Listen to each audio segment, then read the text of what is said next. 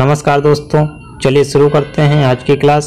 आज इसमें हम आपके लिए लेकर आए हैं मनोविज्ञान साइकोलॉजी के मोस्ट इम्पॉर्टेंट 50 क्वेश्चन, जो आपको 31 जनवरी 2021 में जो एग्ज़ाम होने वाला है उसमें अगर आप तैयारी कर रहे हैं तो आप देखिए कि आप कितने कर सकते हैं। तो चलिए बात करेंगे। चलिए देखिए, कल प्रश्न हो गए थे इसके पहले के 30 प्रश्न तक, 29 तक हमने कल करा दिए थे। आज शुरू करेंगे 30वें नंबर से। पेज नंबर 30 है, कोहल वर्ग का सिद्धांत निम्नलिखित में से किस विकास से संबंधित है? भाषा विकास से, सामाजिक विकास से, नैतिक विकास से या शारीरिक विकास से? इसका राइट आंसर होगा कोहल वर्ग का जो सिद्धांत है वो नैतिक विकास से संबंधित है। इन्हें नैतिक विकास के 3 चरण बताए हैं, तो राइट आंसर है नैतिक विकास। थॉर्नडाइक का सिद्धांत निम्नलिखित में से कौन सी श्रेणी में आता है? व्यवहारवाद, व्यवहारात्मक सिद्धांत, संज्ञानात्मक सिद्धांत, मनोविश्लेषणात्मक सिद्धांत या इनमें से कोई नहीं? तो थॉर्नडाइक का जो सिद्धांत है वो आता है व्यवहारात्मक सिद्धांत, ऑप्शन नंबर ए।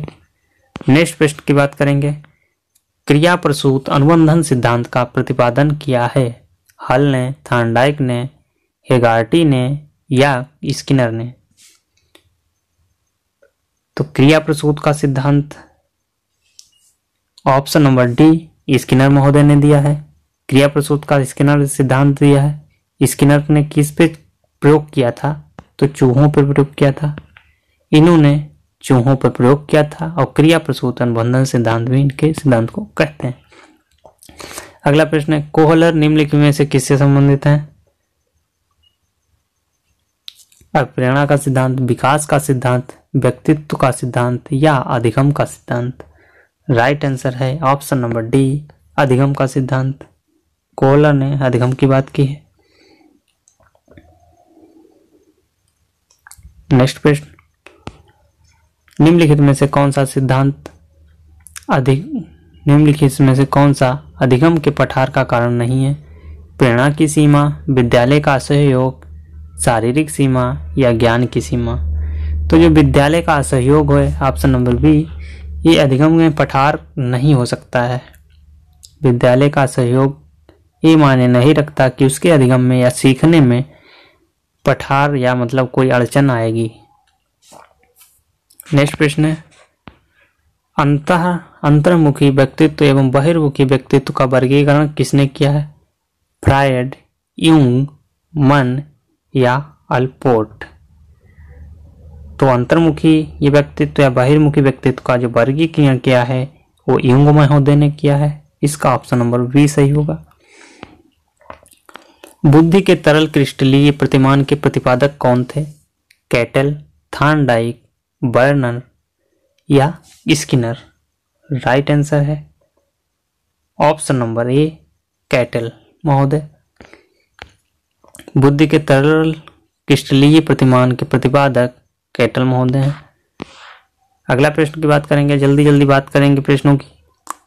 किसी दूसरी वस्तु की अपेक्षा एक वस्तु पर चेतना का केंद्रीकरण अवधान है या कथन है?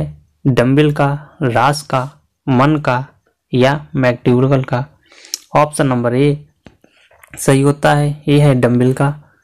इन्होंने कहा है कि किसी दूसरी वस्तु की अपेक्षा एक वस्तु पर चेतना का केंद्रीकरण ही अवधान है, डम्बल महोदय ने।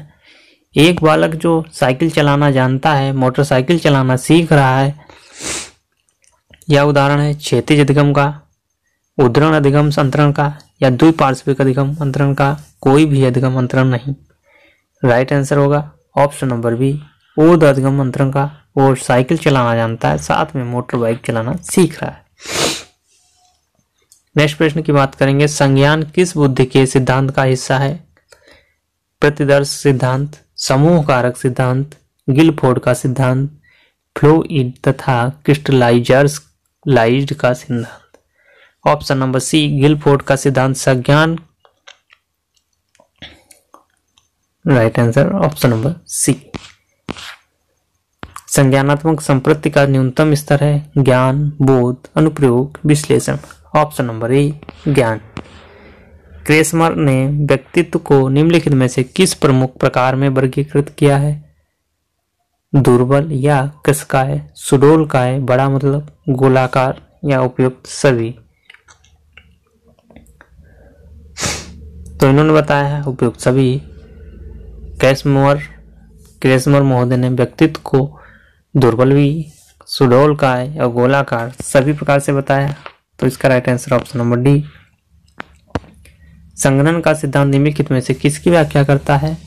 अधिगम की, स्मृति, अभिप्रेरणा, सृजनात्मकता। राइट आंसर जाएगा स्मृति के साथ। संघनन जो है सिद्धांत वो स्मृति की व्याख्या करता है। एडवर्ड बंडूरा निम्नलिखित में से किससे संबंधित है? सामाजिक अधिगम सिद्धांत, व्यवहारवादी सिद्धांत, संज्ञानात्मक विकास का सिद्धांत या मनोलैंगिक विकास। राइट आंसर जाएगा सामाजिक अधिगम का सिद्धांत, एल्बर्ट बंडूरा। साथ में एल्बर्ट बंडूरा के साथ सामाजिक सिद्धांत रहेगा।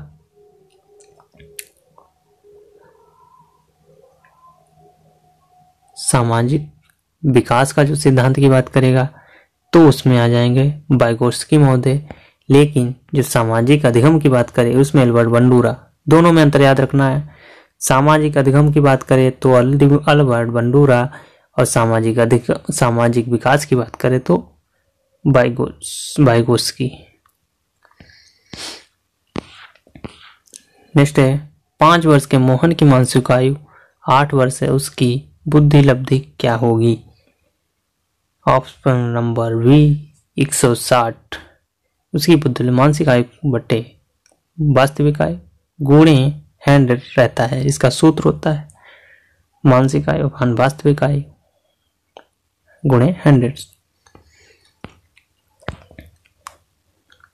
नेक्स्ट 12 वर्ष से 16 वर्ष के बच्चों के लिए हिंदी में डॉक्टर एस जलोटा ने कौन सा परीक्षण प्रतिपादित किया है? अशाब्दिक बुद्धि परीक्षण, साधारण मानसिक योग्यता परीक्षण, आर्मी अल्फाबेट परीक्षण या चित्रण परीक्षण।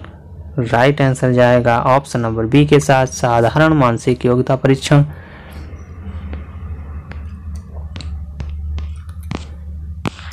निम्नलिखित में से कौन सा सीखने के मुख्य नियमों में शामिल नहीं है? तत्परता का सिद्धांत, अभ्यास का सिद्धांत, बहुअनुक्रिया का सिद्धांत या प्रभाव का सिद्धांत। राइट आंसर जाएगा इसका ऑप्शन नंबर सी के साथ। निम्नलिखित में से सीखने का मुख्य नियम शामिल नहीं है, वो है बहुअनुक्रिया का सिद्धांत या जाएगा गौड़ नियम में। अगला प्रश्न है सूझ या अंतर्दृष्टि के सिद्धांत का प्रतिपादन किसने किया? थॉर्नडाइक, गेस्टाल्टवादी मनोवैज्ञानिक, हेगार्टी या स्किनर। तो सूझ एवं अंतर्दृष्टि के सिद्धांत जो है ऑप्शन नंबर बी गेस्टाल्टवादी मनोवैज्ञानिक ने दिया है। मैकडूगल के अनुसार प्रत्येक मूल प्रवृत्ति से संबंधित होता है संज्ञान, संवेग, संवेदना या चिंतन। राइट आंसर जाएगा ऑप्शन नंबर बी संवेग के साथ। मूल प्रवृत्ति के साथ संवेग हमेशा जुड़ा रहता है। मैकडूगल ने कितनी मूल प्रवृत्तियां बताई हैं? 14 मूल प्रवृत्तियों का बताई हैं। अगला प्रश्न है निम्नलिखित में से बुद्धि लब्धि स्तर मंद बुद्धि वाले बच्चों का प्रशिक्षण योग्य बुद्धि लब्धि स्तर क्या कहलाता है? कितना रहता है? जल्दी बात करेंगे, आंसर बताते रहेंगे आपको। 36 से 49 इनका जो बुद्धि लब्धि होती है मंद बालकों की वो स्तर रहता है 36 से 49। क्लाउड पिक्चर टेस्ट निम्नलिखित में से किसके मापन में प्रयुक्त होता है? बुद्धि, व्यक्तित्व, अभिक्षमता या अभिरुचि। राइट आंसर जाएगा ऑप्शन नंबर बी व्यक्तित्व के मापन में। क्लाउड पिक्चर टेस्ट व्यक्तित्व के मापन में प्रयुक्त होता है। 50 प्रश्न है रो की इक्वल पॉइंट टेस्ट का प्रयोग निम्नलिखित में से किसके मापन लिए होता है? रो की इक्वालेंट टेस्ट व्यक्तित्व, बुद्धि लब्धि, अभिरुचि, अभिक्षमता। तो राइट आंसर रहेगा ऑप्शन नंबर ए व्यक्तित्व के मापन में।